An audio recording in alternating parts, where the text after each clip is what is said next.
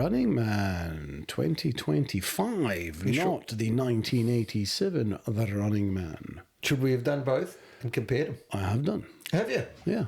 Have you not? Well, that was the remit. I've seen The Running Man 1, the Arnie version, many times. And I've seen this one, obviously, as well. I'll be back. He says, I'll be back, and he says it in both films. Glen Powell says it as well. How are you? How are you going? I'll be back in The Running Man. In the one we just watched? No, in the first one. You're kidding me, aren't you? That's the best line in the whole film, in the first one. In 1987, he's about to get shot into the game in his orange suit, and he says, Killian, I'll be back.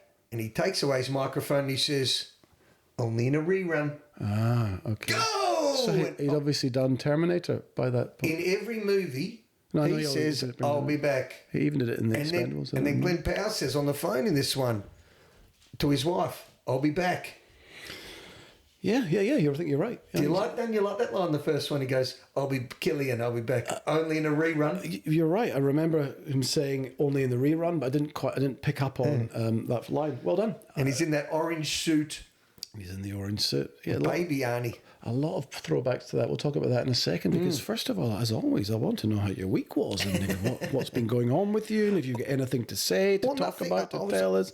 Don't say nothing. Don't come in with nothing. Wait, let me. Even come in with something. Interesting conversation. How are you? Good. Good. Okay, so I'm driving to the studio and I'm thinking, Robbie's going to ask me how my week is, and there's nothing dramatic that's happened. And then I walk in, and you're responsible for everything that's happening here. There's lights in the middle of the day. What's your studio? What do you mean? Okay, yes. A few outdoor lights were on. Why? That irritates me.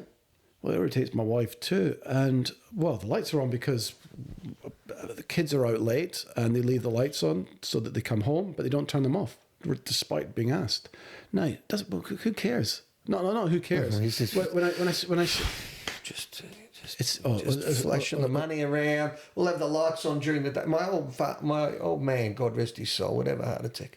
Mine too would go absolutely off and say, "Whose fucking money is get the fucking lights on?" We're not keeping the electricity companies. And my wife's the same. Who cares, eh? But you know, that's what you said. Who cares? But do you know it's more expensive to flick the lights on and off multiple times? That's such a myth, I reckon. It might have been back in the old halogen days, but now we've got LEDs. You might as well keep them on. You get thousands of hours worth of usage, and it's very, very little power consumption. I'm not suggesting that you keep them on. Right. But you would go in, you flick them on, you flick them off, you flick them on. It's more expensive. Double your electricity bill. Really? Disclaimer, it will not double your electricity bill. But it is probably marginally, negligibly, slightly more expensive. There you go. Well, just money aside, it bothered me. Yeah, I know, it bothers a lot of people. What else bothers you? It's just waste. What's Don't waste? you check things before you go to bed? So I walk my house like, like Rain Man. Like the Kurgan, what's his name? So you're flicking switches 3 times, you're double checking the locks. I go and check the doors, I check the locks. What's his name? Clancy Brown. And you've got you more or less live in a mansion. So how long does it take you to give yourself half an hour before bed? It's quite funny. It's funny. You know what? Every time that you say I'm funny, which is often, that's why the podcast drags out. Just laugh and move on. I always think of Sean Connery, right? Sean, in Untouchables. I'm walking the beat. I go and do the front door. I've got a pattern. I do the front door. I do the garage door. I do the back door. Check the lights. Make sure family's safe. You don't do that. Mm-hmm. You just put your headphones on, go to bed. I unlock the doors because I want any fucker to come in here and give it a shot. Shot at the title, you reckon? Yeah, a shot at the title. No, I actually worry about that a lot. I do worry about that a lot, seriously, because there's a lot of crime in the neighbourhood. It's funny you say that line in this film, because that is the moment this film goes stupid. I'm jumping a little bit around here. Are you, Rohan? Thank you for clarifying. In The Running Man, it's a brilliant first hour, and then he goes to this house and he says to the guy from Superbad who's in the character, not Jonah Hill, the other guy, Michael, and he says, if you press the button, this is the link to what you just said. If you press the button, 100 agents will come through that door. And no one wants that, right? There's no chance you win. He goes, just let them try. And all these stupid things, all of a sudden there's 15 bazookas come out of a cupboard. And you just said then, I want them to come in, let them try. It's exactly the part of the film, the moment that bothered me. Do you know the scene I'm talking about? Yes, because we watched it yesterday. 2 days ago. Am I right? I'm right, aren't I? Well, yeah. No, you are right. You are right. But did that bother you? It just triggered that. No, because I think that was part of the film. But we'll talk about that in a second. I'm Okay. joking about the whole doors open thing because while I don't go around checking every night, I do have a cursory glance. But I should do it more because people are getting broken into left, right, and centre, and I'm shit scared if that happens. You know, I joke about being tough and having a shot at the title and all that stuff, but my God, I mean, A, you don't fight back if you can, if you don't have to. If no one's at danger, you give them what you want, and B, whoever fucking wants to be in that situation and have that trauma of dealing with it. And there's so many families that are going through it, whether they're coming in for keys or through the dog door. It's horrific. It's fucking horrific. What we'd like to do is get one of these wee pricks in a room. Oscar Pistorius style. No, I wouldn't like to shoot them 14 times in the face. Just a wee shot. You know, not a wee shot. We've got a lot of friends. Well, I've got quite a few friends who are South African, right? Oh, they'd love to have a stroke. No, but you hear about them and what was it like back in the homeland, and you hear that they had gated communities, Guns. their own security. Then they would have, the kids' gates, the baby gates, their kids didn't fall down the stairs. At the top of the stairs, they'd have that gated. Yeah. Right? Oh, yeah. So when you'd go to bed, yes, I've got a 2-story house. Okay, lots of people do. Ooh. You go up the stairs, there'd be another gate, and you'd lock yourself in. Yeah. I mean, it really is a homemade prison. Horrible that you have to do that kind of thing. Frightening. Oh, scary. Yeah. The gate is 10 metres from where you're lying going to bed. And you got your bed, you got your gun next to you, and your gun in this place and that place. And You been got to South Africa? No, I haven't. Have you? No, but the stories you hear. I've got an old mate who used to say, you go out for a beer and 5 fellas had all put their wallet and their gun on the table. When you're driving your car, you never take your foot off the accelerator. You brake. You're still going up and down at 0, and because you get carjacked. There's that many carjackings. Everyone says, Well, it's a beautiful place. I still like to visit Cape Town. beautiful, and Cape Town. Joburg's apparently as rough as guts. Yeah. With all respect, but everyone says it's just frightening, utterly frightening. Stunning Cape Town, Table Mountain. We hear a lot about that a lot. We've got a And number the of other South falls. African friends. What's the falls? There's one of the big falls there. Anyway, yeah. Yeah. And that was the one thing we used to love about Is that Australia. the one with the Devil's Pulpit? I don't know. You know, the little body of water that's just with a hole in it, which is just before the waterfall. And you can stand in it, and it's as if you're going to fall over. I don't want to do an Ellen and give political views, but Jesus, Ellen that doesn't used speak to, about political views. in the show about Mystic River, we talked about swimming in your lane. Mate, you don't want to listen to Mystic River. It's one of your worst performances, genuinely. No offence taken. But the beauty of being in Australia used to be that we're safe. No one cares about us. That's why I moved here, mate. That's why I bloody well moved No, here. you moved for the sun, you said. You can't move here for 15 But different reasons. also, it was the one place in the world that wasn't getting bombed and attacked. I mean, you were not being bombed and Who gives a attacked. shit about Scotland? No one cares about Scotland. You were safe there. No offence taken, Mike.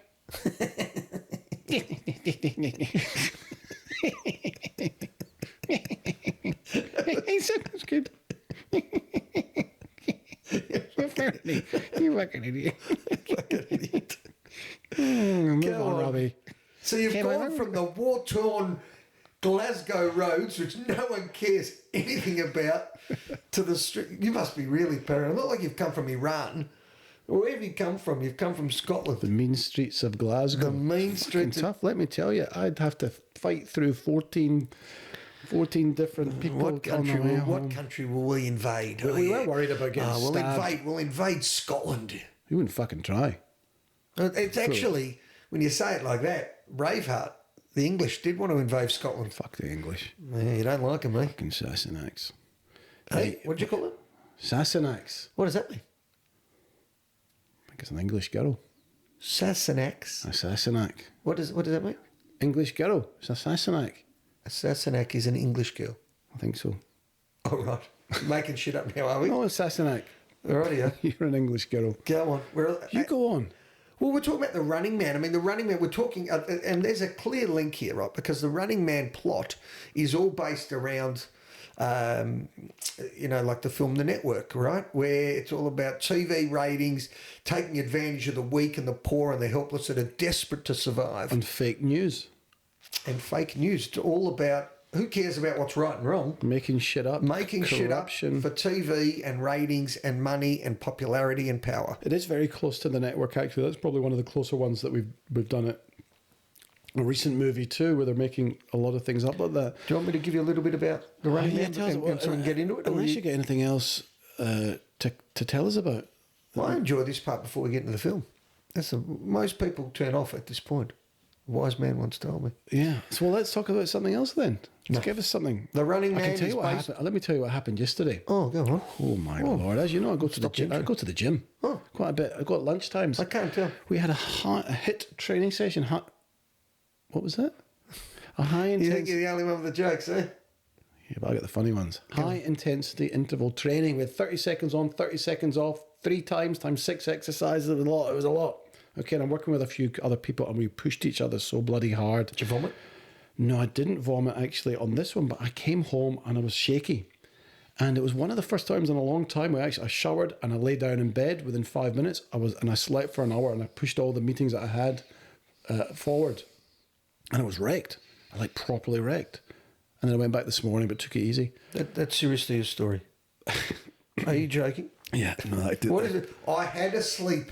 I did some exercise, and did you have some milk as well? Do you know what? Did you go to the toilet yesterday? As I'm telling the story, we have hit new lows, people. As I'm telling the story, I'm realising how boring that story is.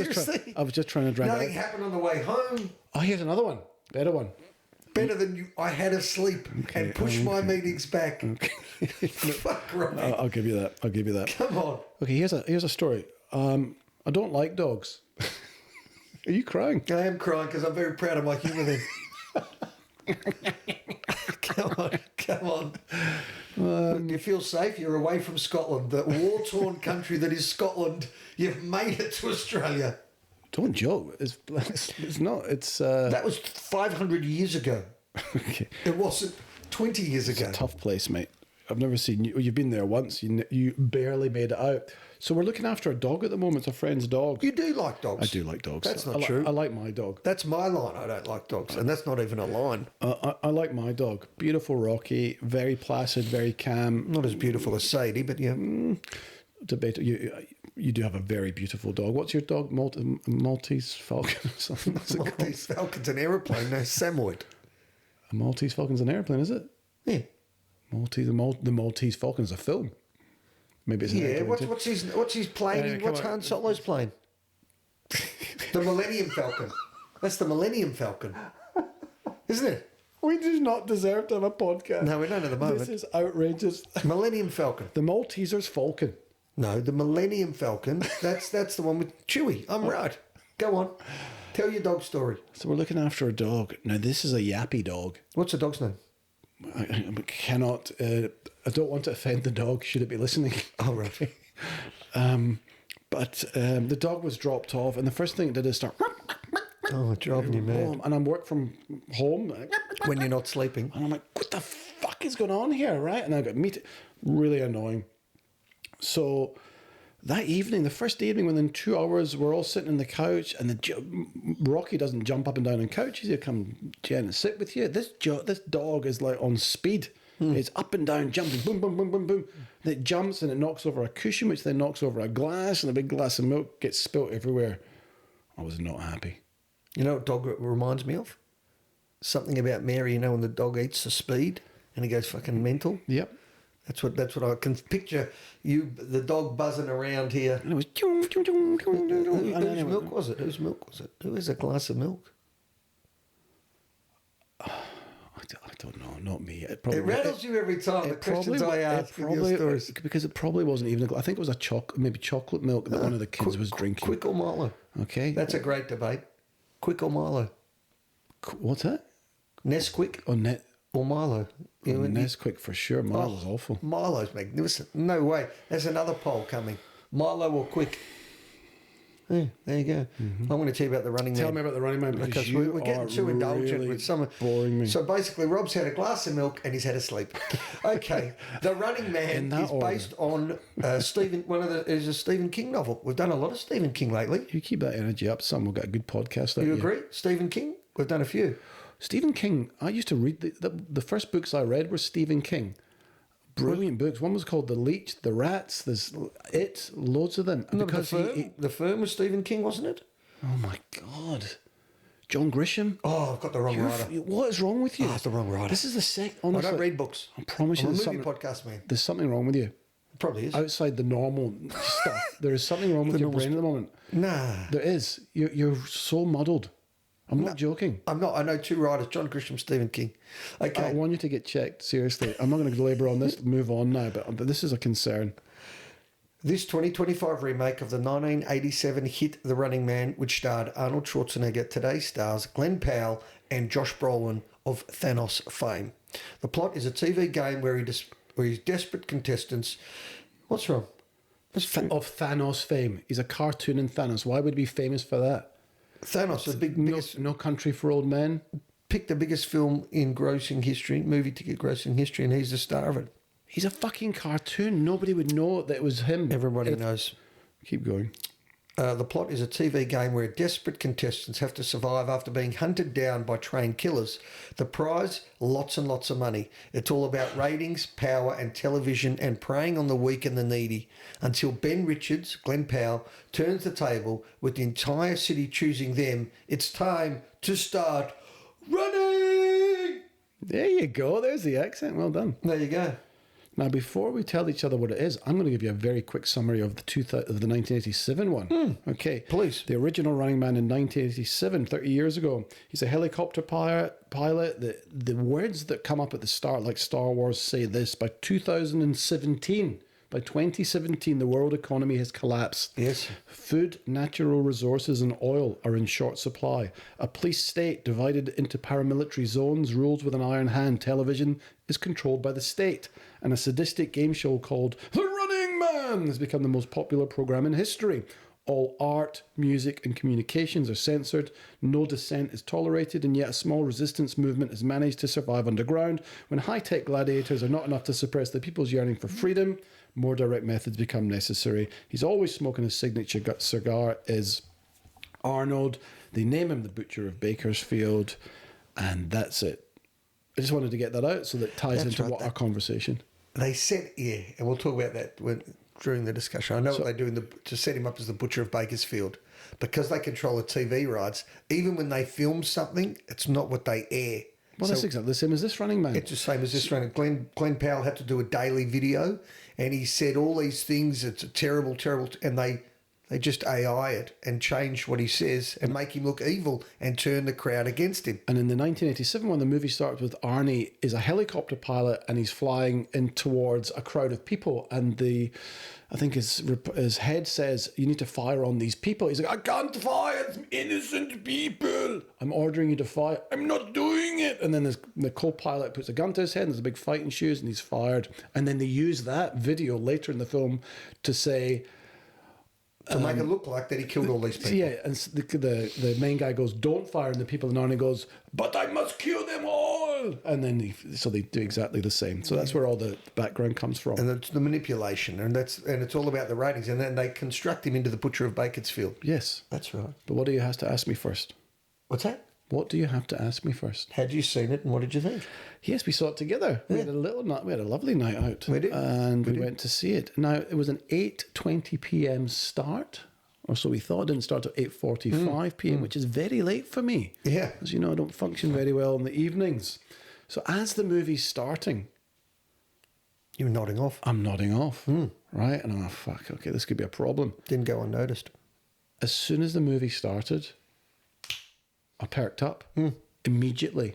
It was, I'm not going to use the word fantastic or great. Engaging. It was a thoroughly enjoyable movie. It had me, I wouldn't say gripped, but certainly at no point did I feel tired or wanted to kind of, felt like I was going to nap. It woke me up. It was colourful, it was engaging, it was ultra hyper stylized, and I really enjoyed the movie. I wouldn't recommend going to see it in the movies, sorry, but I think it's definitely worth a watch when it comes out.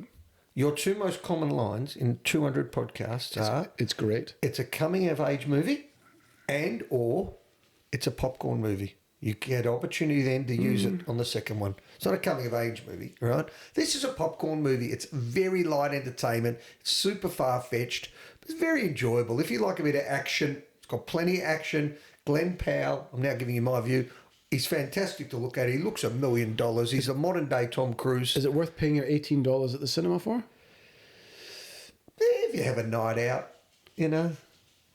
I thought the tickets were 28, but who's counting? There you go. I wonder if you'd pick that up. Yeah, that was the if you know, you know. If you need a night out, yeah. Look, yes, I think so. Yeah, look, it's a good film. I don't think it's going to smash any records. Now, the reason we went to see it particularly is because the editor is a gentleman called Paul Matchless. Talk about this. Is much more interesting. Okay, now Paul is a Melbourne boy.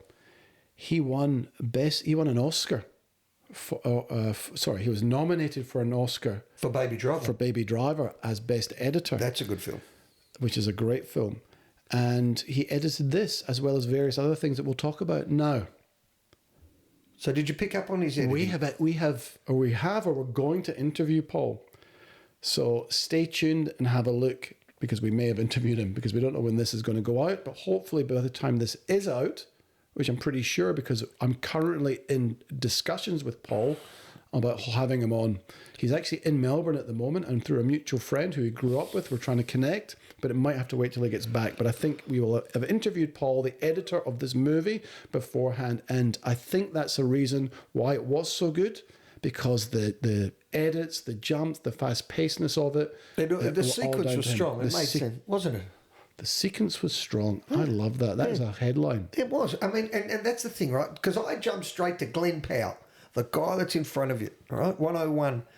But to make a movie, you've got the script and the writing and the directors and the actors, and then you've got the people that put this film together, sitting in a room, slicing and dicing hundreds of hours of footage. And our man is going to tell us all about it. Correct. So that is a show that you'll need to watch. You need to land that. Seriously. No, it's happening. If you, these are big films, and he's editing these huge films. If you want to know, I think Edgar Wright is the director. How much influence does Paul have on the cutting and the pasting? The discretion. Yeah. What's he cutting out? Like, does he need to say, Glen Powell jumping off that building? No, that was rubbish. I'm cutting it out. Well, the director, I would imagine, will sit with him, and they have discussions about it, and Paul will suggest this, and then I think it's a collaboration. They're in a room together, and it's I believe one of the longest parts of editing a movie is the cutting, the pasting, and that sounds very simplified, but listen to the interview. Paul will tell us. I'm really excited for that. But in Apocalypse Now, what did you say? 3,000 hours? 3,000 hours of editing. Yeah, it took him like 2 or 3 years to edit that down. You imagine, I mean, we see the finished product. We see this perfect piece of art put together.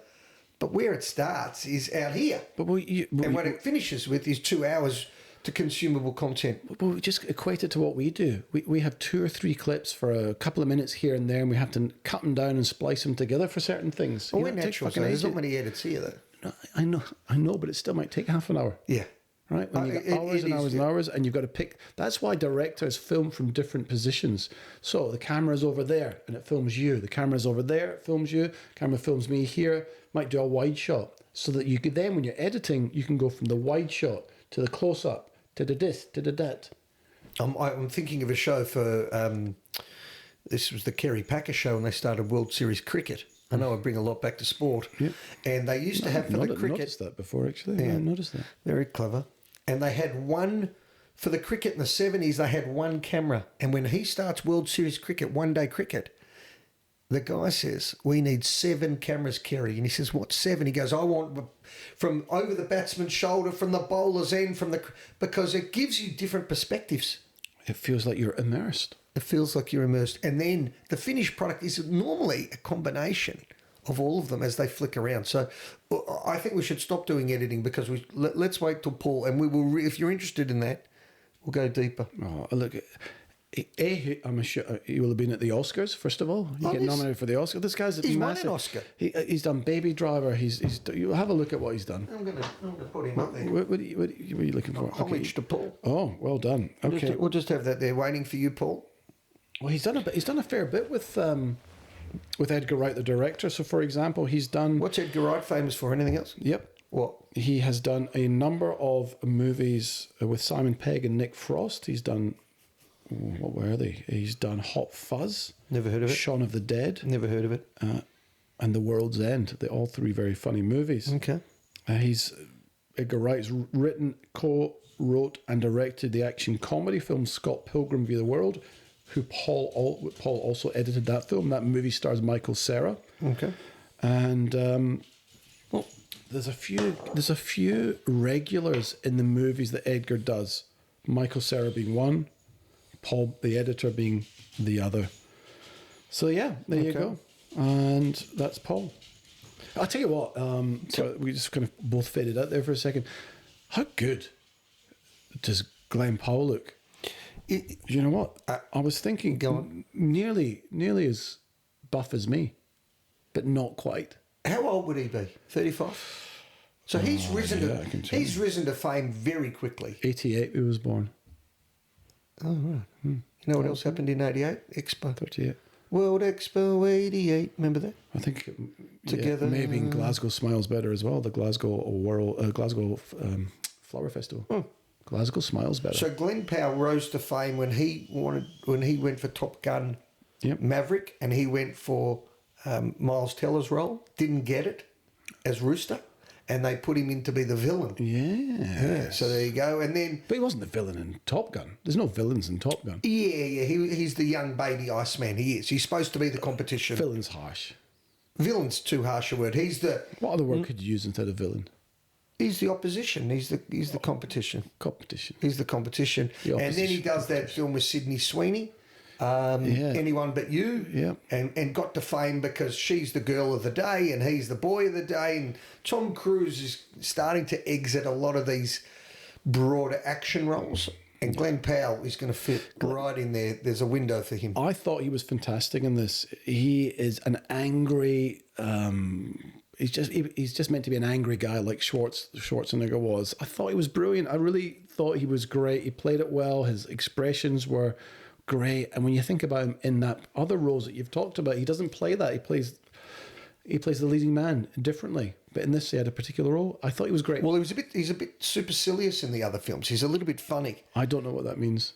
He's a little bit whimsical and funny. In this one, he plays angry and determined and down on his luck, right? He's got a daughter who's sick. He's got a wife. He can't provide for them. Yeah. And what can he do? And he joins this game, right? I love the determination of him. I think maybe that's why I kind of felt like I related to this character. He doesn't like bullies either. He says that in the film. I thought you'd relate to that because that's your biggest thing. You don't like bullies. Yeah, and he's angry all the time. There's a couple of silly bits in this film. So let's just set it up.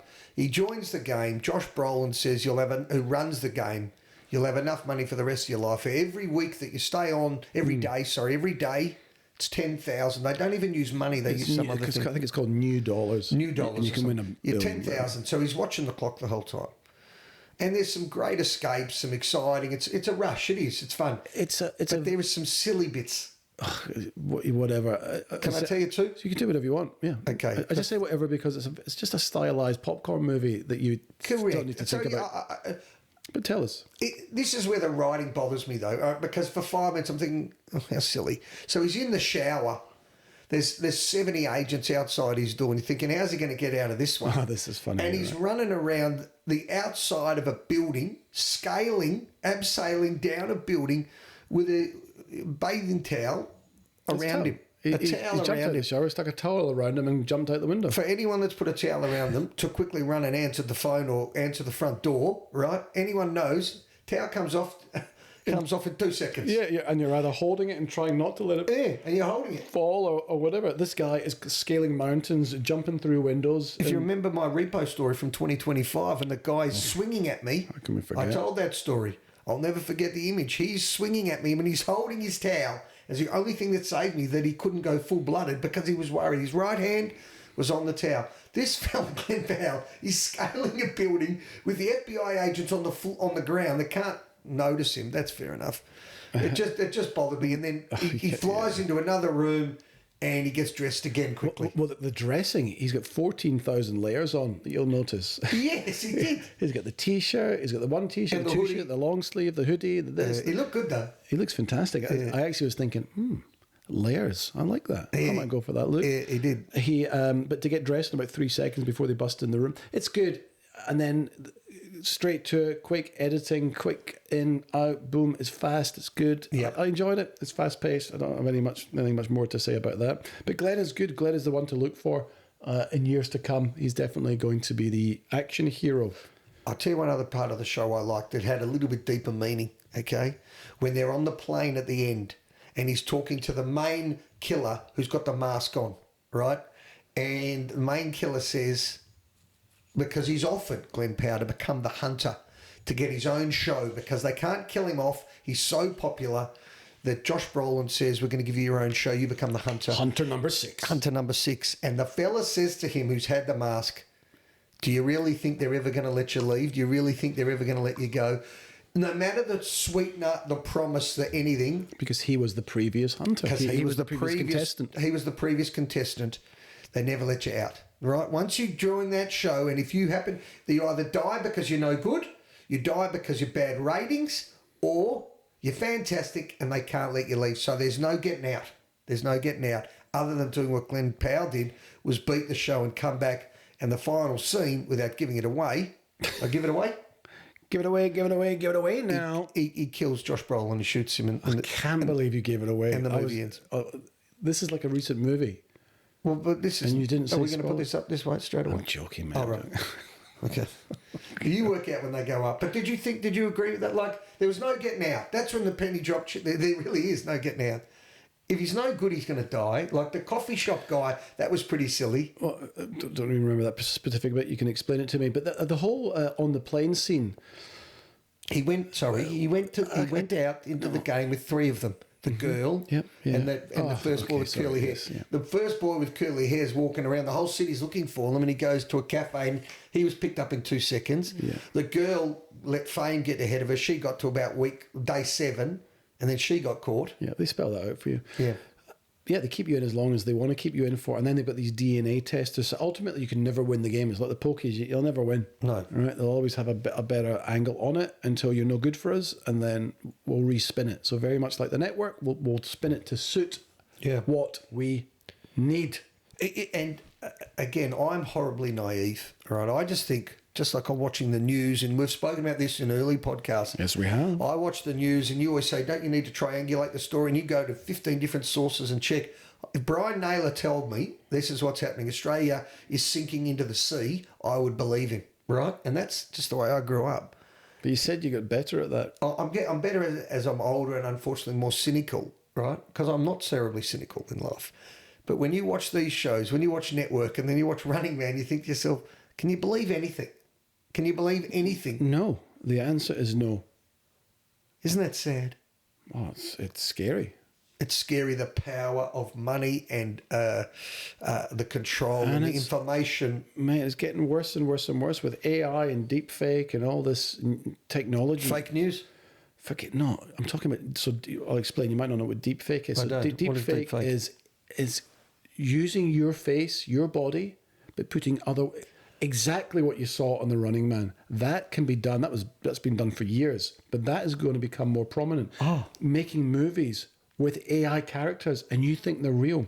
A lot of what you see on social media at the moment is AI. It's not real. I saw something, we debate, I'm a golfer. Rory McIlroy after the Ryder Cup says, I hated playing America. I'm never going to play in the Ryder Cup again. I'm never going to go to America again. And everyone was debating, was that real or was it fake? And nobody knows. It's that true to life. Well, that would have come out. So Rory McIlroy, if that was fake, he would have come out and said it's fake. Oh, so you think it's real? Well, I do think that's real because you can often see in AI videos what's real, what's not, because maybe it's an eye that's not quite right. All right. It's going to get better and better over time. So you will actually be replaced at some point in the future. And I can just have you digitally recreated there with words coming out your mouth that actually make sense. How about that? Not bad. Not bad. Did you think there was, James Bond started the product placement with the cars and the different things. There's a little bit of product placement in this when he starts pumping up the Monster drink and a few other items. Oh, yeah, good pickups. I didn't pick them up. What else did you pick up? Oh, that was the only one. Okay. There could have been maybe some signage, But to my brain, when I hear it as blatant as that, when he goes, "I'm just going to have a drink. Do you want some Monster?" He's holding it like this. It's like the Truman Show. Monster, and he turned, and I thought, Monster have paid money. That is so blatant. Yeah. But product placement. Yeah, good pickup, product placement. What we should have done, and what you should have done, was research it more. Well, not research that film, but what other movies are blatantly doing product, and most are, I would think. The big one is Bond, right? So he used to have the martini shaken, not stirred, and there's Daniel Craig lying on his bed drinking a Heineken. I think Austin Powers did it as well, but in a kind of, jokey way. And the Maserati with his DB9. So Bond used to drive the DB9, and then he's changed cars. And Bond sold their soul. It's terrible. A couple of good cameos in this one as well. Go on. We had Michael Cera, as we talked about. He's the guy from Superbad. He is from Superbad's Scott Pilgrim View the World. He was in Barbie. He was in Dream Scenario. He's been in the Phoenicians Scheme. He's also been in the Fox sitcom Arrested Development, which is hilarious. I can't recommend that highly enough, and it doesn't get old. And who else did we have? Well, Josh Brolin. The guy that you thought was dead. Okay, first of all, no, stop. Tell that story. Holy shit. First of all... I thought he was dead. First of all, I'm never going to a movie with you again. It's unbelievable. Now, we should tell the story about when we got into this movie. There was not one person in this cinema. Not one person until about 3 minutes before, and then 2 or 4 other people came in.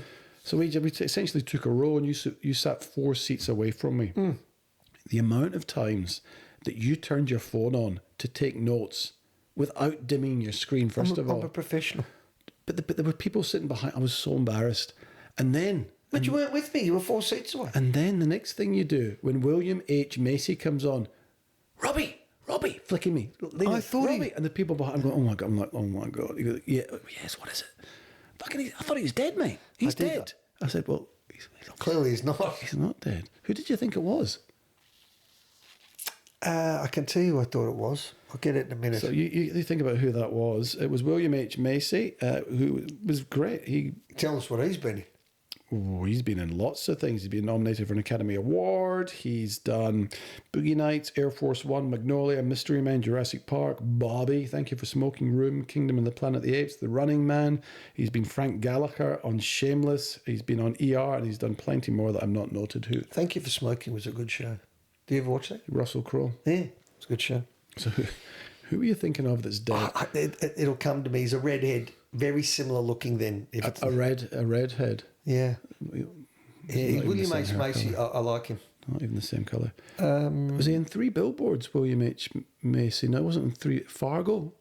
I think he was in Fargo, which is very good as well. Okay, before we get to Rohan Reminiscences, here's the question. Did you like Arnie, 87, or this better? So, I came home the next day. We talked about whether or not we could actually find The Running Man. I can find The Running Man on Netflix. The original Running Man. Outside of the first 15, 20 minutes, when you're like, oh, yeah, I remember this. It was so boring. And why? Because you just seen the other one? Or? No, because it was so 80s and it's so dated. And Arnie is so wooden. It's not funny. It's real early Arnie. And he's not a great actor, Arnie. Look, he's got better with time, but he certainly was hopelessly wooden here. Fantastic looking specimen, but I actually, in terms of a bodybuilder, perfect body as a bodybuilder, but Glen Powell had your everyday body. Yes, huge, massive, but kind of modern. He looked modern good. Yeah, I agree. So no, this is a much better movie. I much preferred it. But Running Man was great for its day because you had no other choice. Yeah. So it was new, it was modern, it was a great story. It was based on a Stephen King novel. Yeah. So what was your question? What do I prefer? Yeah. Well, this one. Modern one. Yep. Okay. Fair enough. Okay. It's time for Rohan Reminiscences. Okay, so Rohan Reminiscences, we're going to do this a little bit differently today because this is spaced in 2025. So I'm going to do it in 2025 and tell you that we lost 3 famous actresses. We've talked about this before. When you talk about people passing away, you don't have to be so happy. I'm not happy about these 3. So lower the voice. 3 legends. Turn on the music. And tell us who passed away. Val Kilmer, Gene Hackman, and you want me to guess? Diane Keaton. Diane Keaton. There you go. I think Okay. more did, but we'll start. Okay. We'll take the. Give me. We'd like to add a little bit of trivia to this. Oh, no, Give me I'm not good. Val's. Give me 5 of his top 10 films. Come on, Oh, well, we can talk about them too. Heat. Heat. So Top Gun. how good is he in Heat? The Doors. Yes. Yes. Flying High. Yes. Shutter Island. I think he was in Shutter Island. He was in Shutter Island. No. He was in Shutter. No, that's Leonardo. Oh no, this. What's the one we did with Marlon? Dr. Moreau, the Island of Dr. Moreau. Don't have it on the list. Give me some clues. Top Gun 2. Or Top Gun Maverick. Oh, come on, man. Top Gun, I said. Yeah. What about here? Top something. Top Secret. I know a little German. He's sitting over there. Keep going. True Romance. Was he? Don't remember. Yeah. Not a mate. The Doors, you said. There's another famous one you should get with Kit Gurry. Spartan. Okay, well, With we Kit couldn't Gurry, get who's that. been on the podcast. Remember, great. I tell you what, fantastic story he told about. Kit told about Val. Look up that interview with Kit Gurry. We keep plugging it. We'll get Kit Kiss back. Kiss Actually. Bang Bang. Yeah. And The Saint.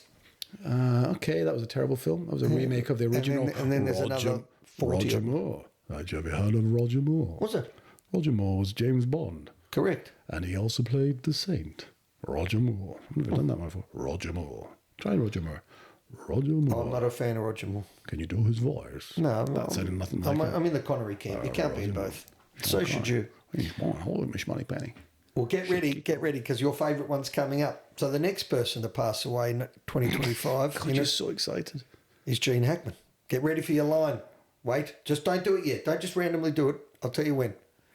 So he was the winner for the French Connection. Oh, so you don't want to know what movies he was in? I'm going to do that in a minute. Poppy Doyle. He won Best Actor in 1971. So this is Was it the 2026. Was it the French Connection 2 or 1? French Connection 1 in 1971. He wins Best Actor. He was doped up. Okay, how good is this? In 1992, so 20 years later, 21 years later, he wins Best Supporting Actor in Unforgiven. This is Gene. He wins a nomination for Mississippi Burning, which heart-wrenching film, and then Bonnie and Clyde. He wins a nomination. So he's 2 Oscars. Bonnie and Clyde. Yeah, in 1967. Yes, that's. I want to watch Buck that Barrow. one. Yeah, with Faye Dunaway and. If you want... Oh, God. I don't know. I wasn't even thought of. If you want versatility, get ready for Married this. to Annette Bening. Oh, fuck, what's his name? Was in here. Oh, and Married to Annette Bening. That's the guy that mucked up Moonlight. Yes. What's his name? Okay, we'll come back to it. That's stupid. Okay. I can't remember. That's ridiculous. Must be getting tired. Keep going. Okay. Just reel off the Warren conversa- Beatty. Warren Beatty. Warren Beatty, correct. Reel off his movies. His That's movies. The Conversation in 1974, Enemy of the State with Will Smith in 98, Crimson Tide with Denzel Washington and Viggo Mortensen, one of my favourites. The Firm with Tom Cruise, Farm, we've done that one. one of my favourites. No Way Out, a political thriller with Kevin Costner, was on a poster in my bathroom growing up as a kid, that poster. Behind Enemy Lines. I'm going to add that to my trivia. Yeah, you can. Then he did Hoosiers, the basketball film. The who do we? The whoosy? How do you pronounce it? Hoosiers? Whoosy what? No, I don't know what the film is. It's a basketball film. How'd you spell it? Hoosiers. Hoosiers? Whoosy? Yeah, who's? I've not heard of it. Oh, yeah. It's an iconic sports film. The Royal Tenenbaums, Under Fire, Bat 21. Then he did some comedy. So he's done action, he's done drama, and then he's done Birdcage. The Birdcage, and he's done Welcome to Mooseport, which I'd never heard of, in 2004. Then he did some historical war movies. He did A Bridge Too Far and Uncommon Valor. And then he was in a superhero film as one of the famous villains of all time, and he says Lex to Luthor. Superman... Come in, Superman, the door's open. He says that in 1978 in Superman 1, and then in 1980, so he's in Superman 1, 2 and 4. There you go. Oh, he's part of my You know favourite... what? You think of Gene Hackman, but you don't think of that body of work. Oh, he's unbelievable, Hackman. Unbelievable. That's your best Rowan's reminiscences for a while. This, and he's son of Jarrell, Kneel Before Zod.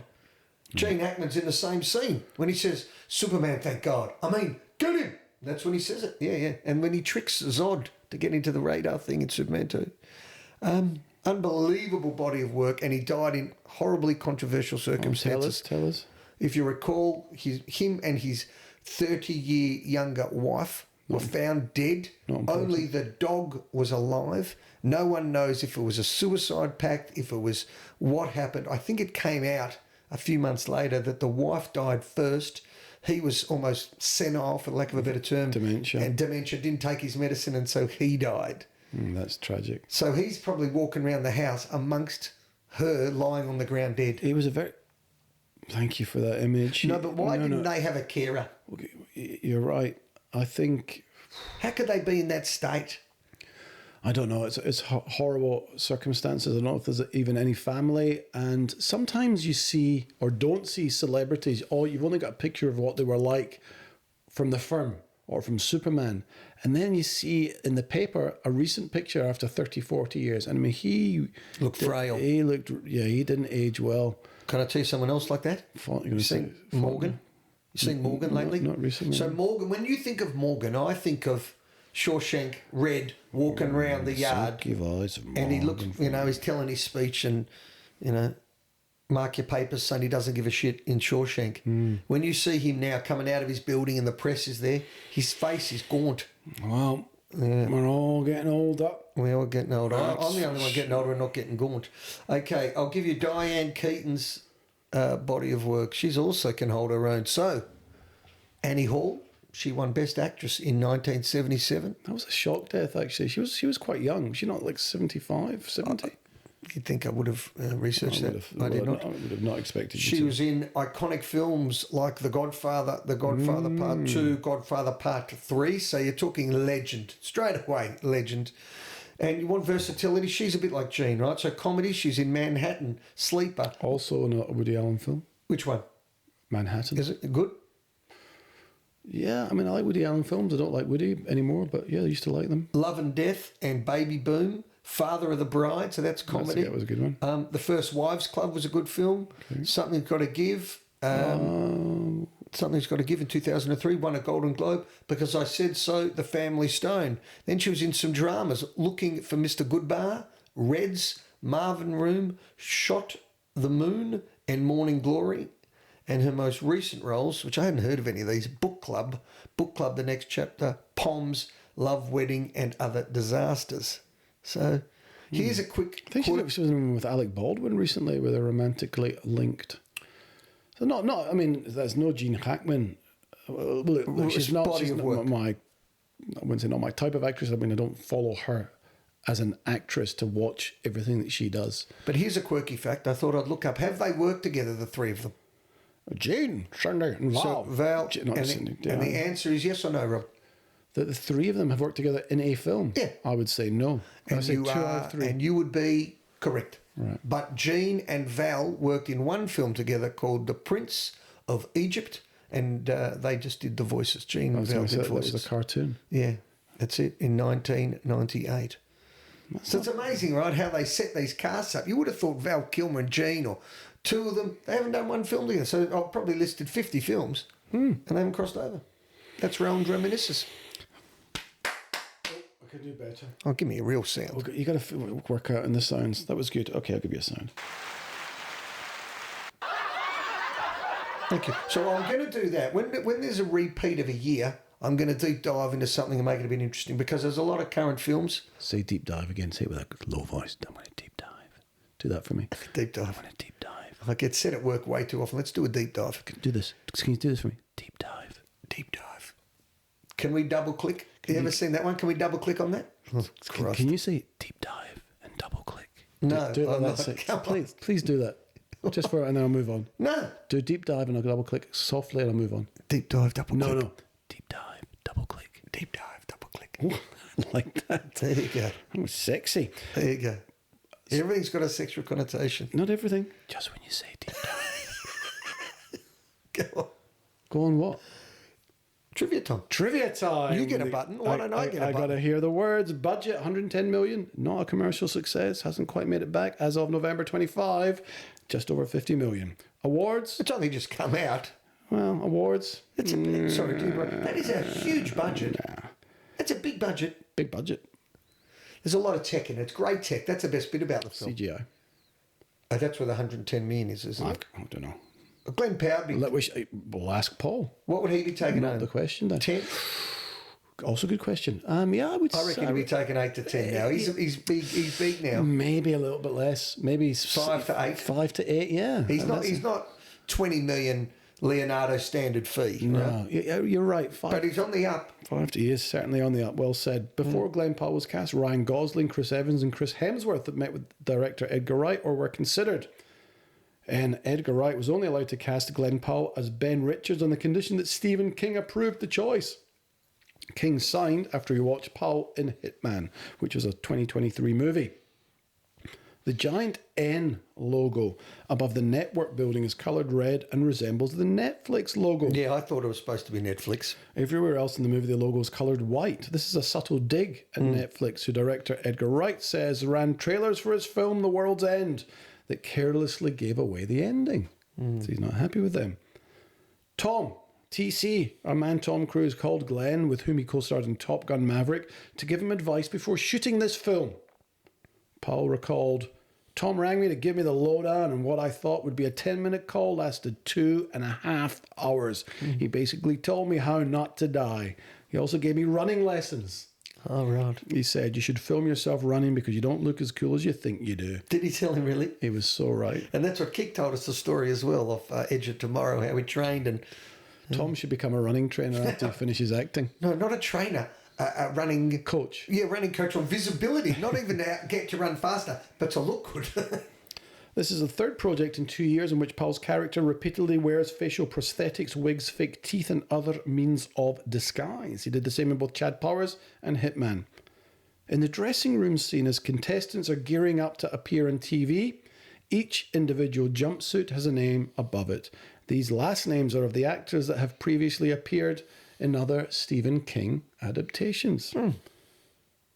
And finally, this is worth listening to.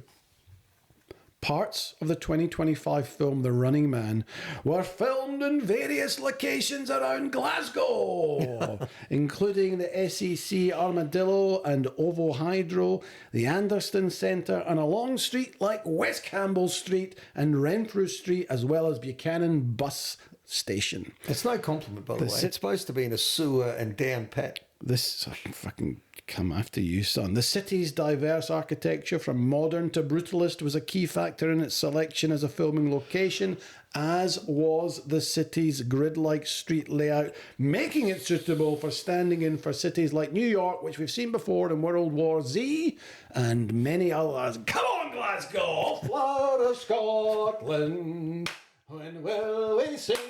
Melbourne's on the way to becoming Scotland. Again. I should continue that. I'll give you something else. Ben Richards. Where have you heard that name before? I don't know. I mean, God. The Fantastic Four. The Thing. That's Ben. It is a movie review. I should let that one go. Yeah, that's Ben Richards. So I just thought it was convenient. Yeah. Why convenient? Well, of all the names in the world, we've just seen the Fantastic Four came out in 2025, which was a great. Please check that. Please check that. What's that? That it is Ben Richards. I'll put my life on it. Okay. My life. All right, because you got a few names wrong. Okay, fine. Okay. Yep, go on. His name was Ben. Don't you remember Ben Richards? No, I don't. I'm not really that into Reed Richards. Don't you remember Reed Richards and Ben Richards?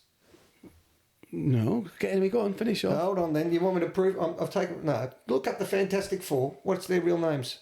Human Torch, Mr. Fantastic. Yeah, Ben Richards. Okay, whatever. There finish you go. off. Okay, let's finish it off. Look, they actually had Arnie in the second one with he was on the money as well. Oh dear. What's wrong? Am I right or wrong? What did you say? Ben Richards. Reed Richards? Reed Richards. And what's the other guy's name? Mr. Fantastic. We've got Vanessa Kirby, Sue Storm. And Ben Grimm, Sue Storm. Oh, Ben Grimm, not Ben Richards. Oh, for fuck's sake. I was pretty close. Reed Richards, Ben Richards. I can't do this anymore. Very close. This is too much. This is too much for my brain to handle. Okay, are we done? This is 2.5 out of 5. Are you not even embarrassed? You don't even give it. You're not. I would be. This is like The Correspondent. I would have sunk into my seat. We've got 6 listeners. That was listening. If you're still listening at this point, go outside. The editing. Do you know what annoying is? I have to fact check you with everything because the people that do know out there are listening, going, It's not Ben Richards. No, it's very similar though. It's Ben Grimm, Reed Richards. It's a simple, honest mistake you've made. Don't worry about it. I'll let you pass. The editing is outstanding, and we look forward to talking to Paul. Can't wait to have that conversation coming to you soon. It's very entertaining. The first hour is 2.5 out of 5. I didn't think much of the second hour. I'm going to finish with a 3 out of 5. Really? That's okay. Yeah, like ultra-stylised, I'm going to use your words then. Popcorn movie. Really enjoyed it. Kept me awake and entertained. I think... It kept me awake. That's a low bar. It's not a low bar, because I was literally falling asleep before it started. And I was captivated from start to finish. There was good, funny one-liners. I liked some of the, the Home Alone traps that, were going on in Michael Cera's house. It was silly, good, escapism type fun to forget about work for the day. So escapism. I'm giving it a 2.5 out of 5. Yeah. And any more, you're going to have a sleep now? More exciting stories for us? A sleep. I need to de-cleanse. I had a sleep and push my meetings back. All right. I think we're going to wind it up there. Robbie's going to... Let's lift for the next one. Okay, look, that was good. That was fun-ish. That was another podcast done. If you get anything on for the week, come back with next stories next week. Follow us on all your socials and let us know what you think of our YouTube channel. Yeah? Okay, boss. No good? Okay, boss. Okay. Well, you can comment now on the YouTube channel. There's a few comments coming in about you. If you want to read them, I'll be back. Check that in. I'm going to finish today with I'll be back. You know what the comments are? What is he talking about? I'll be back. Who's Reed Richards? Who's Ben Richards? Who's Anthony Bordello? Who's Estenos. Unbelievable. Well, look, I hope you have a good week. That was fun. And I hope you enjoy listening. If you do, please subscribe, follow along, because it's very important to something out there in the algorithm world. But for now, I think it's... Thanks for listening. I'm going to wind you up here. Thanks for listening. Until next time.